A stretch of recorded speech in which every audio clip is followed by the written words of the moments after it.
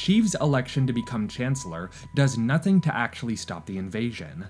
Queen Amidala might have called for it in the Senate meeting, but it's her own decisiveness, her own compassion, her own ability to display humility before the Gungans, and her own appeal to their shared responsibility to the symbiotic circle that actually stops the crisis. If Amidala had simply left the meeting and gone back home without calling for the vote of no confidence, the rest of the climax on Naboo would have gone unchanged. Sheev was simply able to exploit her frustration at the injustice to elevate his own power. The replacement of a weak-willed, lame duck with a decisive strongman who can enforce the laws and maintain the appearance of sanity in the governing body is what moves the other elected leaders' thought process away from the threat to the symbiotic circle that's happening right now and toward the allure of direct, unilateral action in the face of intractable gridlock. And the challenging truth to accept is that many people have this impulse. It manifests in us in tiny ways every day.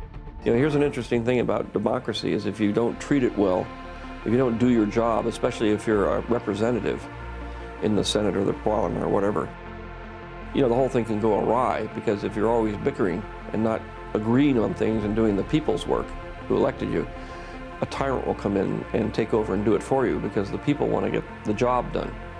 Well, then they should be made to. By whom? Who's gonna make them? I don't know. Someone. You? Of course not me. But someone. Someone wise.